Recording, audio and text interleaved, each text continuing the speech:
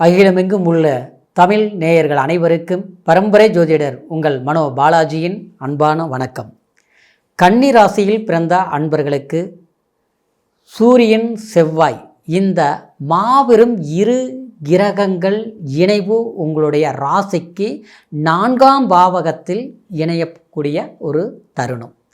இந்த காலகட்டத்தில் உங்களுடைய ராசிக்கு எப்பேற்பட்ட ஒரு யோகமான பலன்கள் இந்த இரு கிரகங்கள் உங்களுக்கு ஏற்படுத்த போகுது, சுப பலன்கள் எந்த மாதிரி நீங்கள் அனுபவிக்க போகிறீங்க அப்படிங்கிறத பற்றி தாங்க இந்த பதிவில் இப்போ நம்ம பார்க்க போகிறோமுங்க. ஃபஸ்ட் டைம் பார்க்குறவங்களா இருந்தீங்கன்னா சப்ஸ்கிரைப் பண்ணி பெல் பட்டன் அழுத்தி ஆல் ஆப்ஷன் கொடுங்க.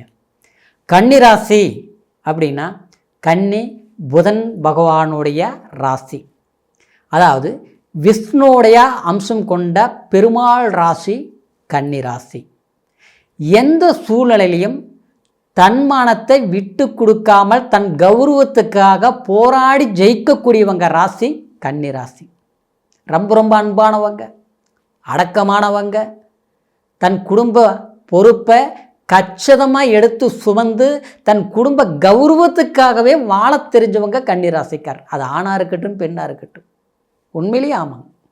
இப்படி பல இக்கட்டான சந்தர்ப்பங்கள் தனக்கு ஏற்பட்டாலும் அது சாதுர்த்தியமான தன் அறிவால் அது பிரச்சனைகளை பெருசுபடுத்தாமல், மற்றவங்க பெருசுபடுத்தினாலும், மற்றவங்க நம்மளை கஷ்டப்படுத்தினாலும், மற்றவங்க நம்மளை காயப்படுத்தினாலும் அதை அப்படியே சுமந்துக்கிட்டு வெளியில் காட்டிக்காமல் சிரித்து சந்தோஷமாக வாழ்ந்துட்டு இருக்கக்கூடியவங்க கன்னிராசிக்கார். ஆனால் மனசில் 1000 கவலை இருக்கும்.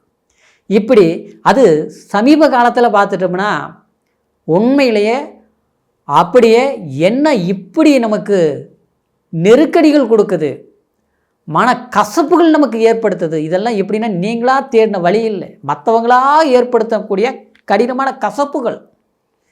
உங்களை புரிஞ்சுக்கக்கூடியவங்க புரிஞ்சிக்க மாட்டாங்க, விட்டு விலகி போகாவாங்க. நீங்கள் பெத்த வாரிசுகளை நமக்கு பகையாகிற அளவுக்கு, புரிஞ்சிக்காத அளவுக்கு நம்மக்கிட்ட வெறுப்பாக காட்டுவாங்க. அது மட்டும் கிடையாது, நம்ம யாருக்காக உழைச்சி கஷ்டப்பட்டோமோ அவங்களே நம்மளுடைய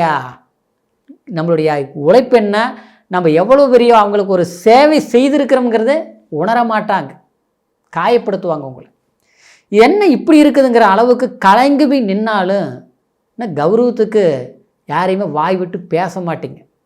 அதை பழமொழி சொல்லுவாங்க, 4 பேருக்கு முன்னால் சிரிப்பீங்க, ஆனால் 4 செவத்துக்குள்ளே அழுகக்கூடிய ஒரு மனநிலையில் இருக்கக்கூடிய சூழ்நிலை சந்திச்சுட்டு இருக்கிறீங்க சமீப காலத்தில். ஆனால் இது காலம் மாறுமா, காலத்தால் நம்ம மாற்றிக்க முடியுமான்னு நினச்சி எதிர்பார்க்குறீங்க பார்த்தீங்களா? அந்த மாற்றம்தான் இந்த சூரியனும் செவ்வாயும் ஒன்றிணைந்து சுகஸ்தானத்தில், அதாவது இந்த இணைவு பார்த்தோம்னா குருவோட வீடு கொடுத்த குரு பகவான் உங்களுடைய ராசிக்கு, அதாவது சுகஸ்தானாதிபதியும் அது மட்டும் இல்லாமல் கலஸ்தர ஸ்தானாதிபதியும் 10ஆம் பாவகத்திலிருந்து 7ஆம் பார்வையை இந்த இரு கிரகங்களையும் பார்க்கப்படுது.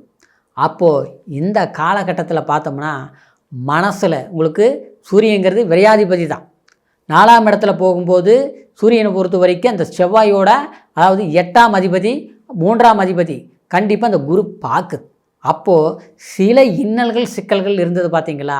அதில் நமக்கு தேவையில்லாத ஏற்கனவே வீட்டு பிரச்சனை, கடன் பிரச்சனை, அதே மாதிரி மற்றவங்க நம்மளுடைய மன குழப்பத்தை ஏற்படுத்தி தன்னுடைய மன நிம்மதியை கெடுக்கிற அளவுக்கு ஏதாவது ஒரு விதத்தில் சில இடைஞ்சல்கள் பண்ணாங்க இல்லைங்களா? கண்டிப்பாக அந்த மாதிரி பிரச்சனைகள் தீரக்கூடிய வாய்ப்புகள் உண்டாகும்.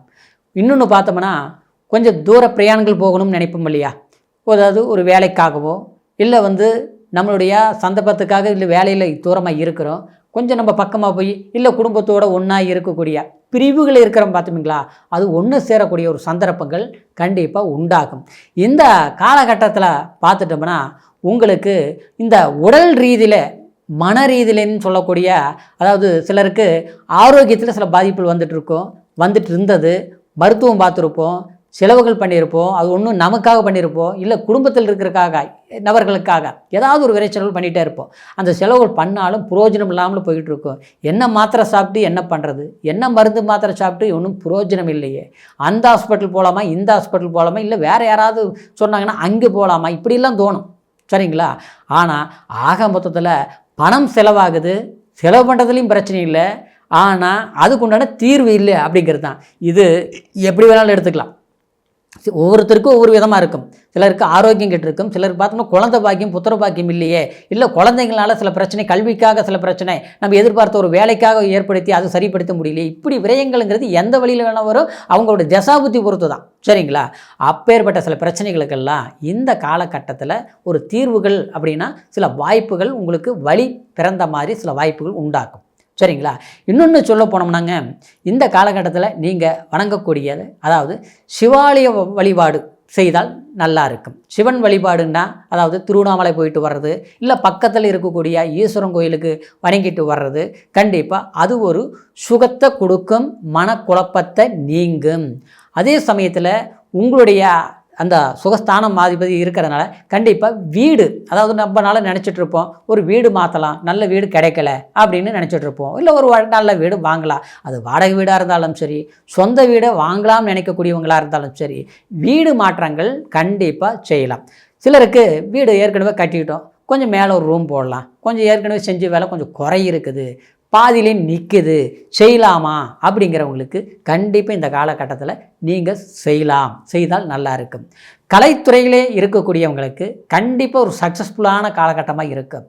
அதாவது ஒரு கலைத்துறைங்கிறது, அதாவது அது சினிமா துறையாக இருந்தாலும் சரி, அது மட்டும் கிடையாது, நம்ம வந்து டிசைன் ஒர்க்கு செய்யக்கூடியவங்களாக இருந்தாலும் சரி, அதே மாதிரி ஒரு அந்நிய தேசத்தில், அதாவது ஒரு டிரான்சாக்ஷன் சம்மந்தப்பட்ட, அதாவது சில தொழில்கள் செய்யக்கூடியவங்களாக இருந்தாலும் சரி, கண்டிப்பாக அவங்களுக்கு இந்த சம்மந்தமான தொழில் செய்யக்கூடியவங்களுக்கு கண்டிப்பாக இது வந்து ஒரு லாபகரமான ஒரு வாய்ப்புகள் கொடுக்கக்கூடிய ஒரு காலகட்டமாக இருக்கும். அதுக்குண்டான முயற்சிகள் கண்டிப்பாக எடுங்க. சரிங்களா? திருமண வாழ்க்கை சம்மந்தப்பட்ட விதத்தில், அதாவது தடைகள் இருக்கக்கூடியவங்க, ஏற்கனவே நம்ம எல்லா பொண்ணு பார்த்தோம், மாப்பிள்ளை பார்த்தோம், சரியான முறையில் அமையலை அப்படிங்கிறவங்களுக்கு இந்த காலகட்டத்தில் கண்டிப்பாக அதாவது ஒரு பரிவர்த்தனைகள் செய்ய வேண்டிய ஜாதகத்தில் அந்த மாதிரி இருந்ததுன்னா இந்த நேரத்தில் செய்யுங்க. முழுமையான பரிவர்த்தனை கிடைக்கும், நிமோஷனை கிடைக்கும். எந்த மாதிரி ஒரு குறைகள் இருந்தாலும் ஒரு ஆலய வழிபாடுகளுக்கு, சரிங்களா, அதாவது முருகர் கோயில், அதாவது அல்லது வந்து ஈஸ்வரன் கோயிலுக்கு போய் நீங்கள் பிரார்த்தனைகள் செய்யுங்க. கண்டிப்பாக உங்களுக்கு மனதில் என்ன குறைகள் இருக்குதோ, என்ன தடைகள் இருக்குதோ, அது அந்த தடைகள் நீங்கி சிறப்பான வாய்ப்புகள் கண்டிப்பாக ஏற்படும். புது தொழில் செய்கிறவங்களுக்கு 10ஆம் இடத்தில் குரு இருந்து 4ஆம் இடத்தை அந்த இரு கிரகங்களை பார்க்கறதுனால தொழில் சம்மந்தப்பட்ட ரீதியில் சில மாற்றங்கள் செய்கிறவங்களுக்கு அற்புதமான காலகட்டம் இது. 2026 அதாவது ஜனவரி மாதம் 14ஆம் தேதி வரைக்குமே சாதகமாக இருக்கிறதுனால சில வாய்ப்புகள் உங்களுக்கு வெற்றி அடையக்கூடிய ஒரு காலகட்டமாக இருக்குங்க. இப்போ சொன்ன பலன் கோச்சாரங்கிறது நம்மளுடைய ராசியை வச்சு சொல்கிறதுங்க.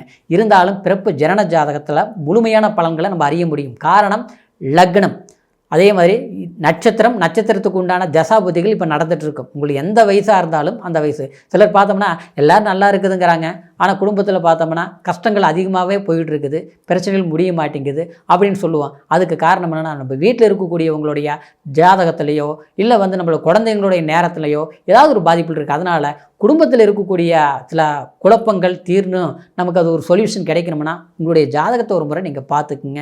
உங்களுடைய ஜாதகத்தை நம்மக்கிட்ட பார்க்கணும்னு நினச்சிங்கன்னா கீழே இருக்கிற நம்பருக்கு உங்களுடைய date of birth, time, place முனையும் தெரியப்படுத்தி பொறுமையாக இருக்கக்கூடிய நேரத்தில் அருமையாக உங்களுடைய பலன்களை கேட்டு தெரிஞ்சுக்கிட்டு இனி வரக்கூடிய காலத்தை எப்படி நம்ம சரியாக நிர்ணயிக்கணுங்கிறத ஒரு முழுமையான முடிவெடுத்து சிறப்பாக செயல்படுங்க.